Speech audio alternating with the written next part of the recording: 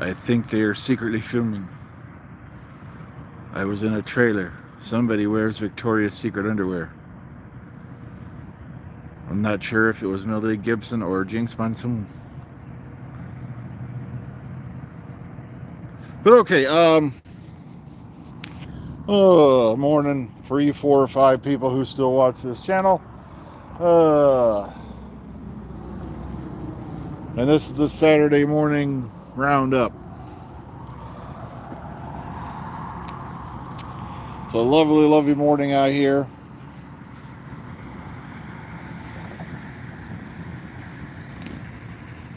I can hear the frogs croaking, the birds beginning to chirp.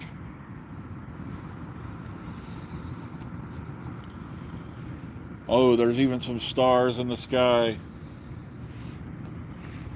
Just a lovely, lovely day to start off on, to be completely wasted on work. Oh, I was kind of hoping this morning to be out in the minefield that is my yard, because after they changed out the one set of pipes, they left all the flags out there, because they have to mark off where all the lines are, gas line, things like that, with these little flags. So now I got to go out there and do a FOD walk down. Now, for you folks that don't know what a FOD walk down is, you're looking for foreign object. Basically, it stands for foreign object damage.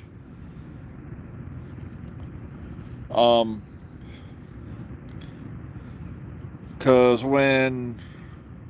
if you've ever served in like the Navy or something like that, or even the Air Force, you have to do FOD walk downs of runways, aircraft carriers, things like that.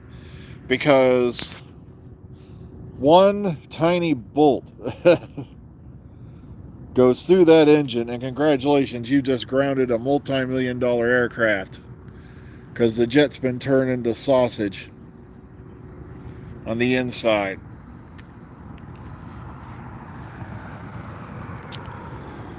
So yeah, FOD walk downs. Hang on a second. Gotta zip up me pocket. So see, you've learned something new.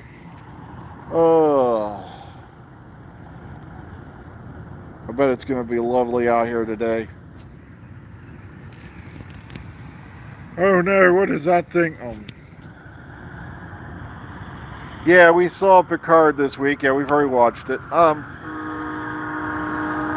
I was kind of disappointed because didn't they spend all of last season stating the Borg had just been taken over by the socially awkward, kind of hot scientist lady, and who when she's possessed by the Borg can suddenly make the band built out of old Pat Benatar's tune that the orchestra all conveniently has sheet music for, apparently. And then all of a sudden, now it's the Borg. My neuromonic syndrome was actually some crap the Borg put in my brain.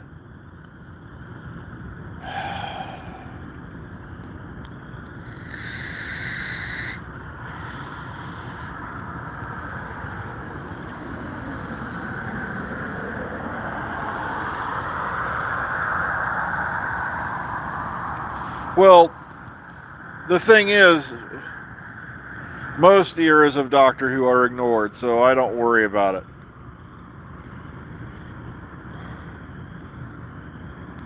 Oh, thanks. I've had this one a while. Come on, he went in there, he did his bit, he kept the show on the air, and that's all you can say about it for now.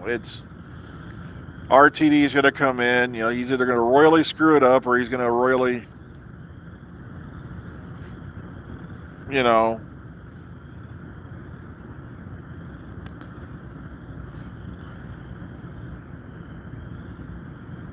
Sorry, I'm trying to keep up with the chat there.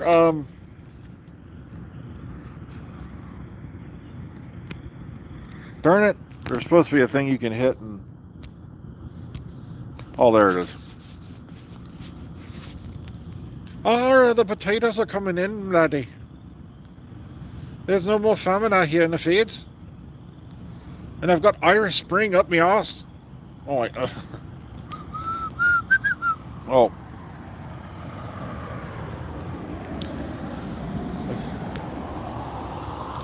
They're always after me, Lucky Charms. Oh, wait. Well, well, I'm going to get nailed for appropriation on that one.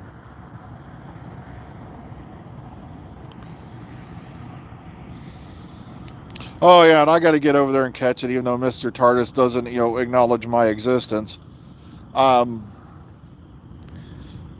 I've sent him a few links to certain videos that I've caught because he's got more clout than I do. So, because my channel is on the brink of going boom. I'm just not going to lie about it. At one point, I was at nearly 5,300 subscribers. Now I'm about to drop below 5,100 again. And I don't know what I'm going to do with it. Like I said, I'm not a marketing genius. And it's not like these numbers should really concern me.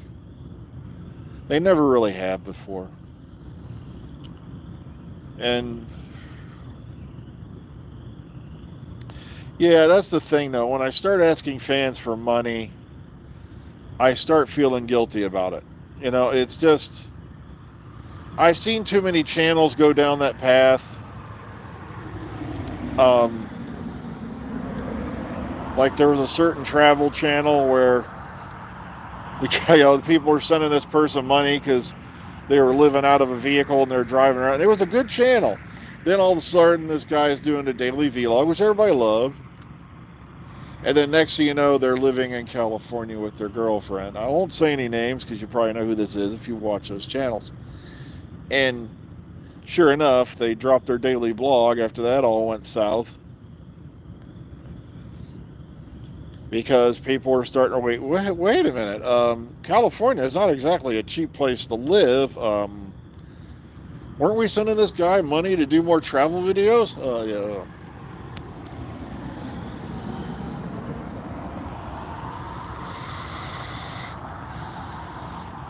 Well, you guys are the reason why I don't just pack up the gear and go away.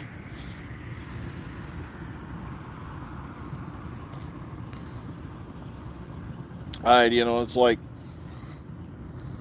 sure, I'd like to have more people on here, but, c'est la vie. You just got to keep marching forward.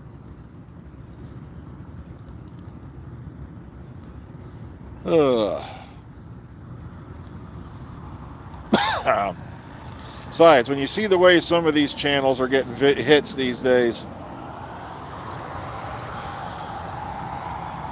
I've now seen the word woke used in ways that I never contemplated I would in my lifetime. Now, I'm not saying it's bad to live in California. It's just certain areas the cost of living is rather high.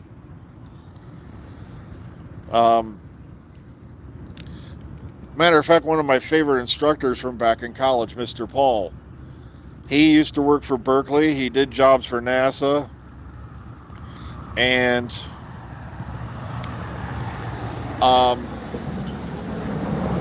he moved to Ohio.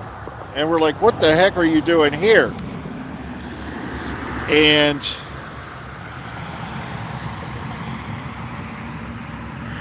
he said, look, I'm making half of what I made out in California. But, as far as salary goes, but I'm taking more money home than I did working at Berkeley because the cost of living in Ohio is far less than the cost of living in California. And that was back when I was in college 30 years ago.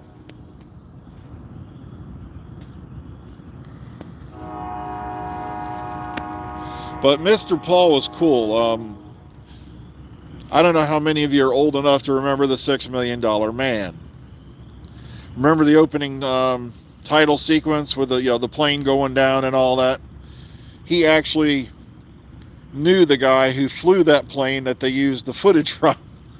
I think it was for the X-24. It was a vehicle that was designed to use the body of the plane itself as a lifting platform. It was wingless. And I think it was the X-24, I'm not sure. But he said I knew the guy who was actually in that crash they showed at the beginning. He walked away with a few bumps, bruises, and I think a sprained knee.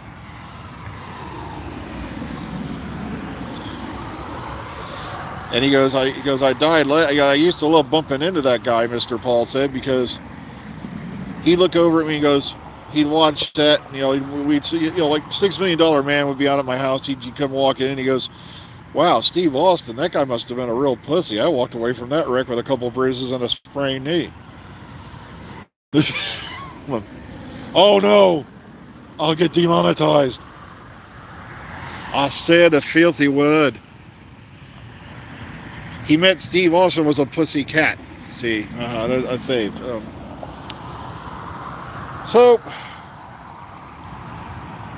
it's a lovely, lovely. Hang on, let's see. Oh, that's right. I can't show you too much scenery because they'll accuse me of corporate espionage or something, because I could be somewhere near my work. I never got to watch Time Tunnel. I only seen clips of it, but it was Bill Bixby, and because I loved Bill Bixby as an actor. I especially loved, of course, the Incredible Hulk series that was on. You know what I loved most about the Incredible Hulk, the 70s, the early 80s series? Here's this guy, right? He's traveling around the country. Yet he always has fresh clothes. He always has, he's apparently not starving. Yet, he's wandering around town to town, taking jobs here and there.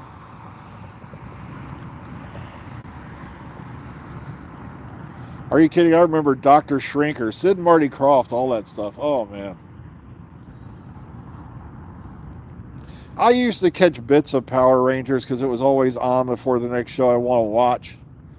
The one that freaked me out the most when it came out on TV was the tattooed teenage alien fighters from Beverly Hills.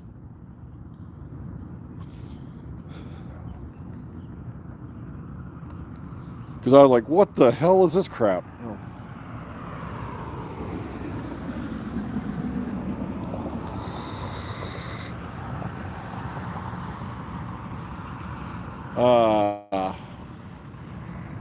So yeah, maybe look at how clear that sky is.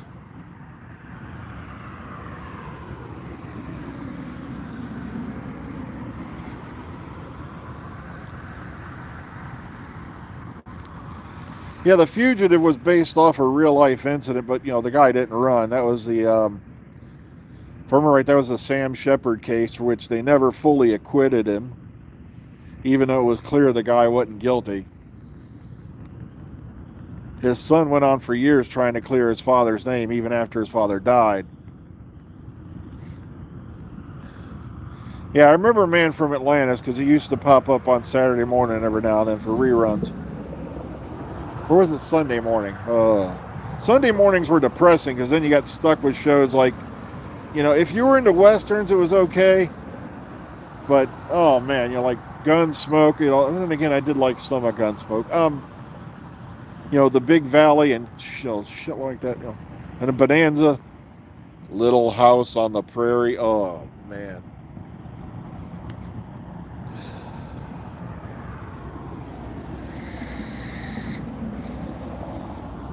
Imagine if they rebooted Little House on the Prairie and kind of gave it a Grimm's Prairie Tales kind of edge. My first Doctor Who episode was the Sontaran Experiment, and that was about summer of 1983.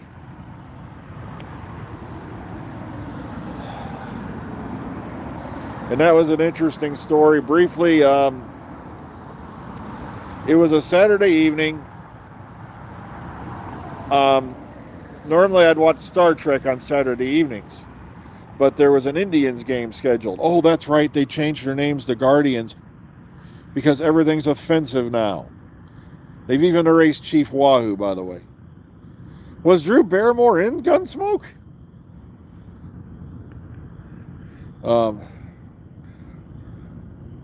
I haven't watched the new Quantum Leap yet, but what happened is Star Trek was being preempted for a ball game, and So I pulled out that thing we used to call the TV guide. You actually held it in your hand, came with a newspaper. And I started scrolling around and I said, Doctor Who. Science fiction fantasy. And it was on WVIZ, Channel 25 in Cleveland. Our local PBS channel.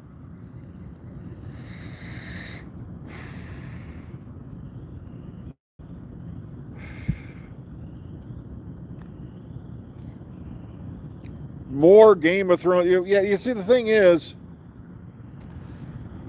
after what they did in the last season of Game of Thrones, they don't want to try touching a sequel series at all. That, and they'd have to pay some people to come back.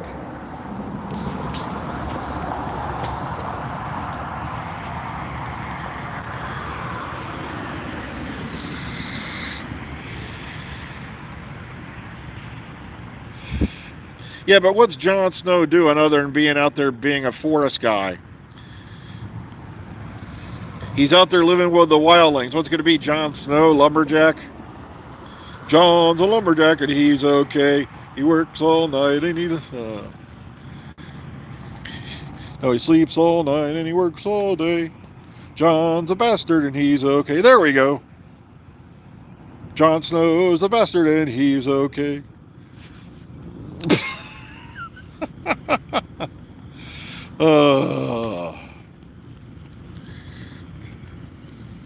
Out there hanging with the wildlings.